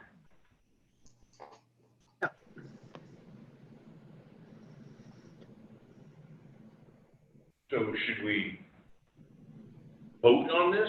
So As so the I'm board just, to accept it, I'm or- sort of presenting it to you tonight. It needs to be changed in the subdivision regulations and site plan regulations. And all of our regulations need to be updated in order to reflect this change. Yeah. If you were to, And that's a vote from the electorate? and that gets presented at two meetings. Regulation change. No, that's a rule change, which we handle ourselves with. Right, that just happens at two planning board Okay, I meetings. It just wanted doesn't, to differentiate yeah, no, it where doesn't it has have to to go go. in front of the voter. Why do we have to have I adopt it. a website? And No, it's gonna be posted twice like we do now. So this change, if you were to approve the change, needs to be presented at two meetings because one, it's law, it's state law. What's the change? But The state change is law, giving us the option to no longer require that our applicants pay to put this into the newspaper. so what I'm hearing you say is that it's a law that's been signed into effect by the governor. Correct. Right. Why do we have to react to it? If it's law, we got it, we But own it. but our. We have to your- put it in our regs. Yeah, we need. And your application states that $75 needs to get submitted as part of the application. Okay, so we just gotta housekeep it, basically. Yeah, so that needs to get changed. I checked with town council. So all it's gonna change is the $75 fine, not the portion of the ordinance of the law. Correct, but it needs to get presented at two public hearings in order to be properly presented because this, Can they be part of this meeting to be a public hearing? Yeah, yeah.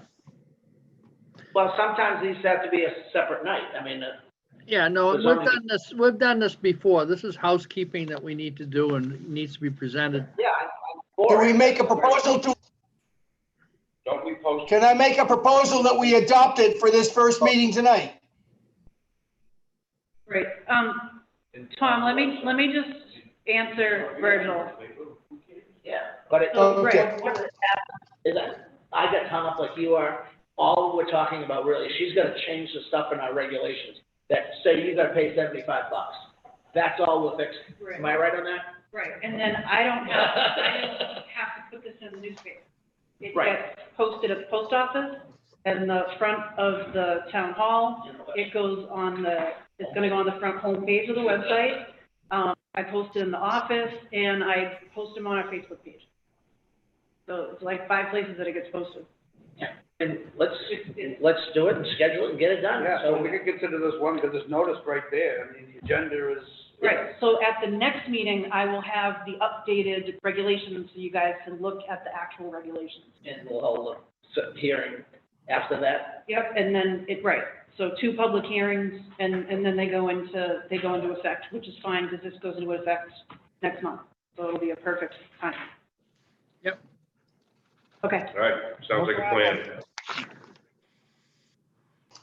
Can we do it next week at our ZAC meeting or at the roads meeting?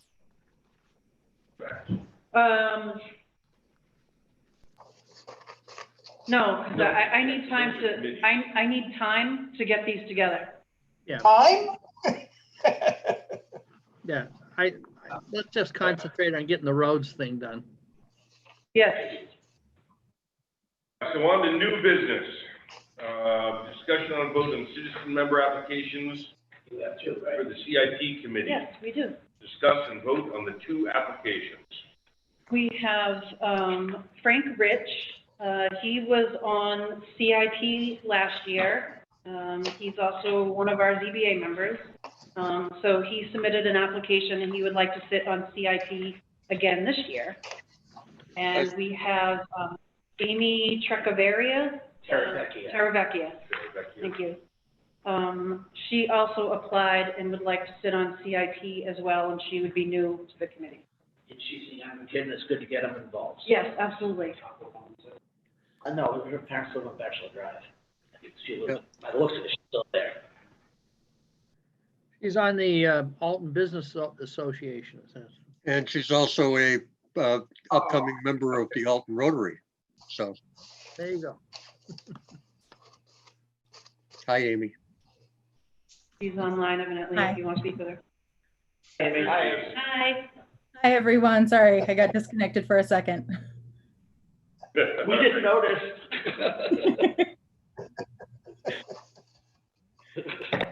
I heard my name and my So- internet dropped out, so that was wonderful. So the ADA Board of Directors, because when I saw this application, I was like, all right, who's the ADA? And I started looking up the ADA and finding all sorts of international corporations that. Yeah, we're And so I not just- quite that far reaching. I was gonna keep that ignorance to myself, but I just heard it's the Alton Business Association. Okay. So we have, how many positions are, as many as we We can, or? have 4 potential seats for citizen members, but this year we have only had received 2 applications. Amy, sorry about my crackers on the Bayside or nothing in it anymore, but. Quite all right. There is nothing local in it anymore, but they're going through lots of pieces, so, Gotta get Josh back. yes. So we have any, board comments here, or thoughts, or motions? This is a 3-year term too, you're really on the hook. Let's thank her for volunteering. Yes, absolutely. I would make a motion to accept both of these applications. I'll Good second, idea. Bob, I'll All second. right, all those in favor? Aye. All right, well, we gotta do it Aye. by roll. Roger, Aye. Scott, Aye. Virgil, Aye. Russ, Aye. Bob. He called your name, Bob. Bob? aye. Oh, I'm sorry. Okay, and Tom? Aye. And Drew? Aye. Great. All right, now we can get going. Wonderful, all right. Before we move Thank you, forward, Amy. Thank you. thank you. Uh, Before we move forward, we can go back. Yes, to the- oh, that's right. We gotta jump back We need to the somebody. CIP.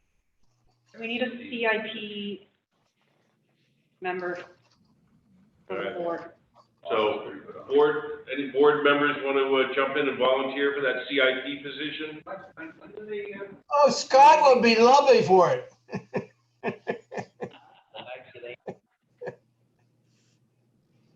Bob, is Bob still on it? Bob is not. Bob has been on the CIP committee for the last 3 years, and he would like to give someone else an opportunity. Oh, but just think how good a job you did. I did it for 7 or 8. To answer your question, Roger, we don't have set dates at the moment.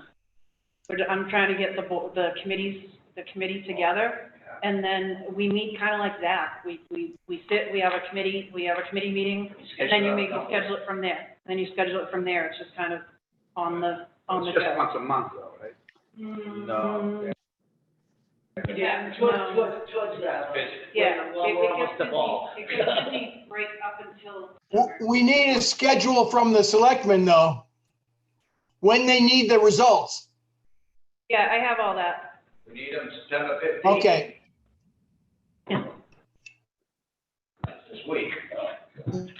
Right, well, we want to get it so it'll do some good. Okay, so.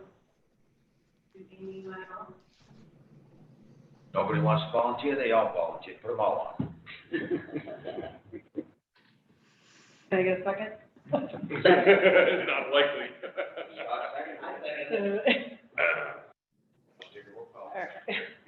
They'll say yes. We are looking for somebody to step up here. Can't move on till somebody steps up. It'll be a long night. Well, I can't do it. I have so many things I'm already involved in. I just don't want to get in any more.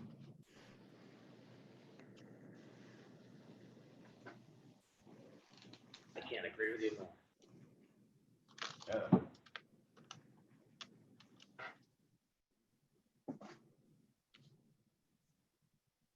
Can't even answer. He said, no, I'm leaving. Tom, open your window and yell to him. To whom? He's in your neighborhood, right?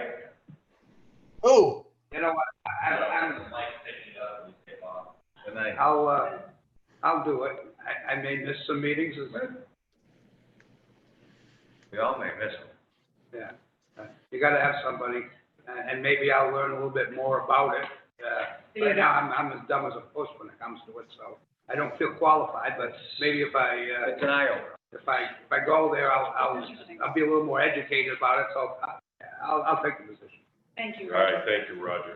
Thank you, Roger. Thank you, Roger. So now we go from Bob. Yeah. Hold on, I gotta write this in pen. Oh, so you, question for you, Angel. Because I was asked this the other day, the master plan. Yes, I'm, Starting there. I am working on it. I need to come up with an RFP. It's been a slow process.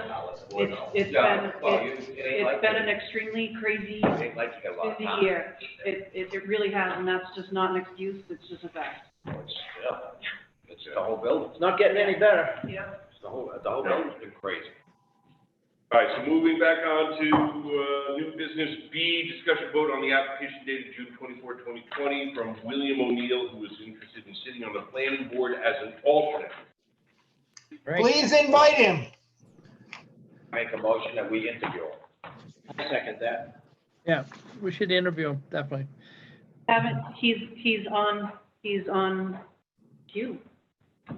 If you wanna, do you wanna speak to him and see if maybe he's already been to the one meeting? So, Sure. Well, It requires 3 meetings. yeah, Three. required. Right, so at one. Well, when we see him, then we can put a face to the. Okay. All right, so can we bring Mr. O'Neill up, or? I'm just waiting for an unmute video. Oh, okay. Hello. Oh, No, that's not the guy.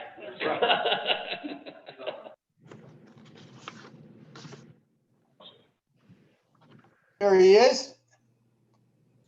Wrong one again. That's you, Tom. That's you, Tom. No, I can see Mr. O'Neill. All right, Mr. O'Neill, can you Can't you introduce see him? yourself? No. Okay. Good afternoon, Mr. O'Neill. Hello. How are you? All right, now we have video. Hi. Hi. So, Mr. O'Neill, so you have, you're interested in the, sitting as an alternate on the planning board? Yes, I am. I see that you were a state representative in Hillsborough County. Was that Manchester? Yes, it was. Yeah. And when were you a representative? From 2013 to 2018. Oh, okay. And then since that time you moved up here? Yes, this was always a summer place for us. My dad's owned this place since 1958. I moved up here permanently a little over 2 years ago. Oh, okay, all right. Pretty rough, isn't it?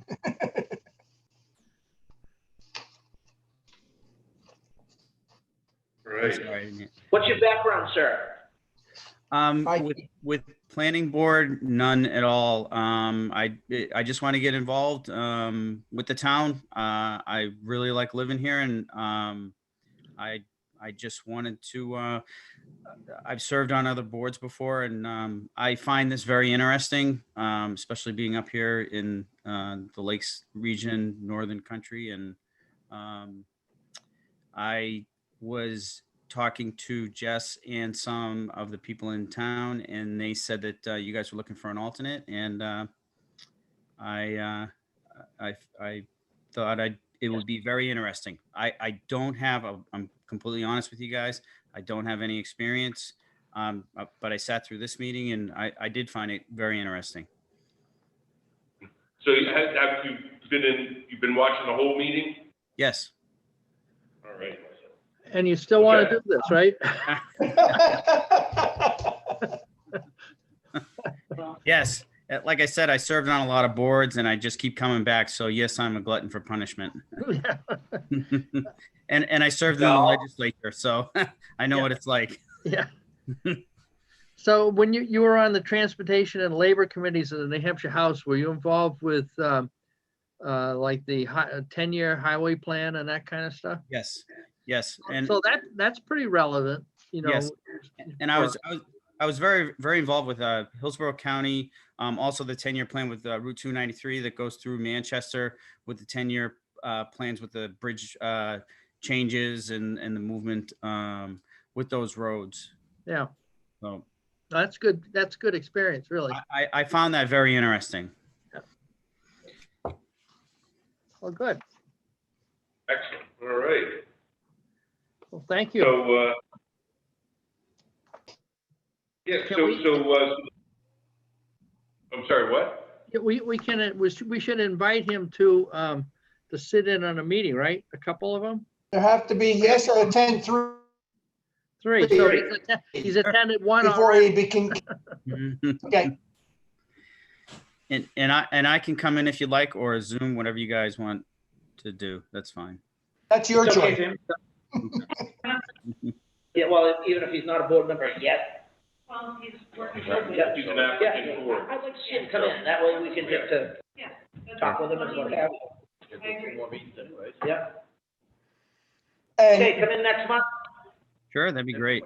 one of the ways it works is, you're accepted as an alternate. You participate in the discussions. You can't vote unless somebody's not present, and then you replace the person who's absent.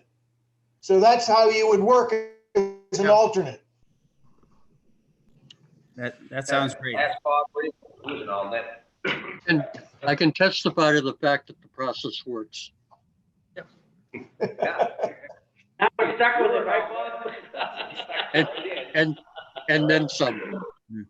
So now do you go by Bill or William or Will or? Bill's fine. Yep.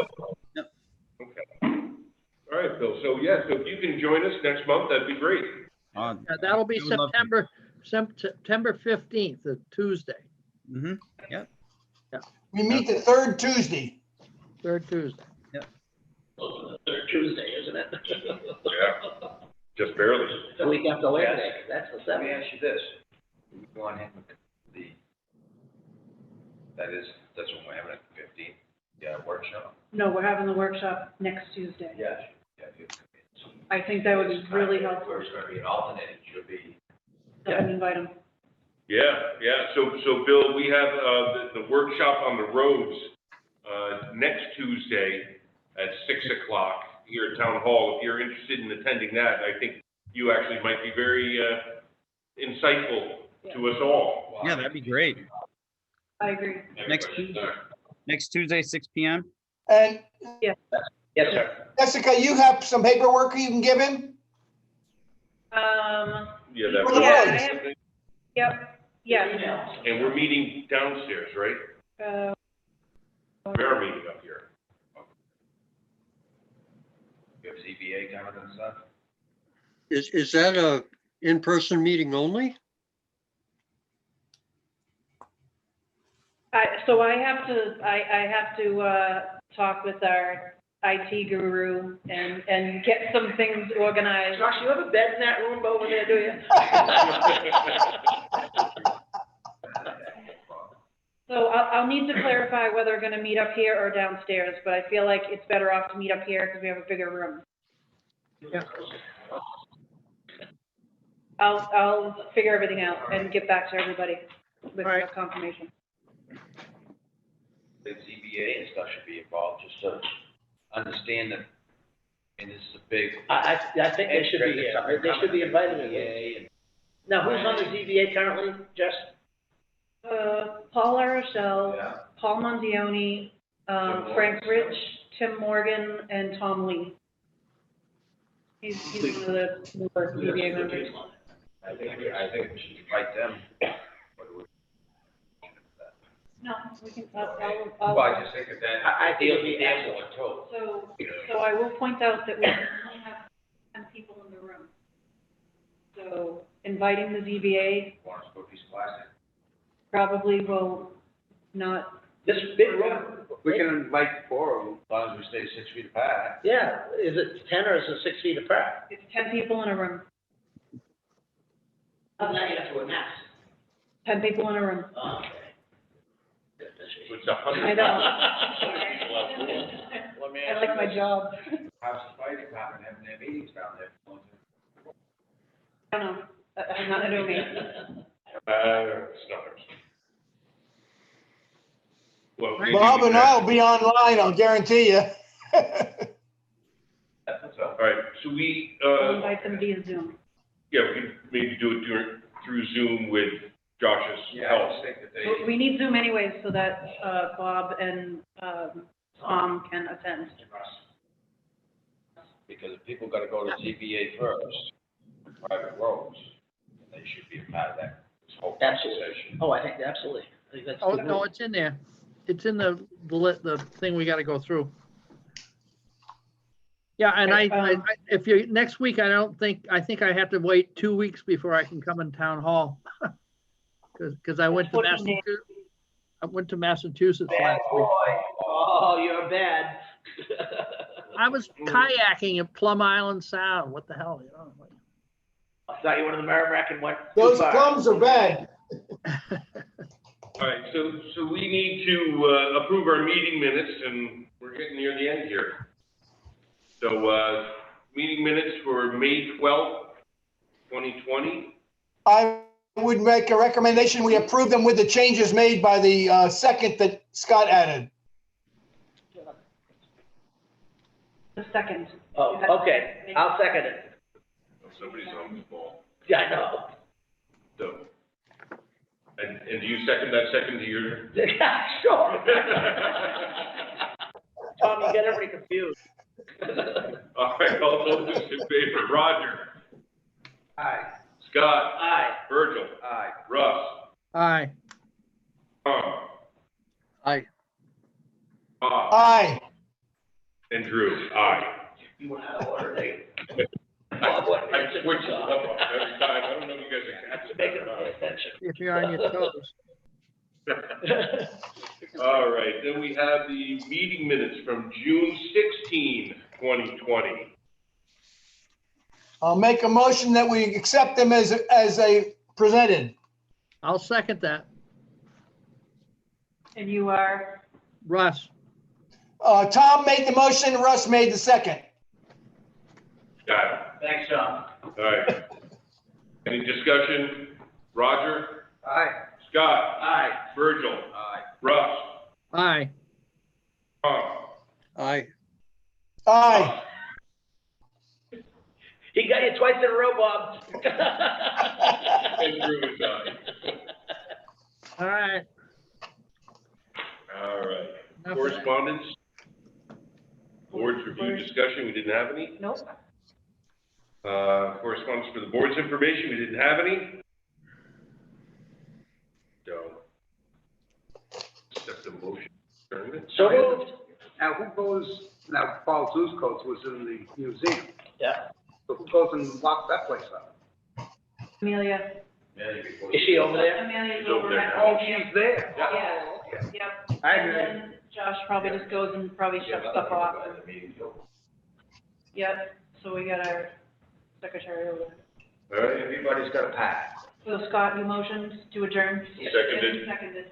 I'll second. I think Virgil by standing seconded. Yeah. All right, Roger, Aye. Scott, Aye. Virgil, Aye. Russ, Aye. Bob, Aye. Aye. and Drew. Thank you.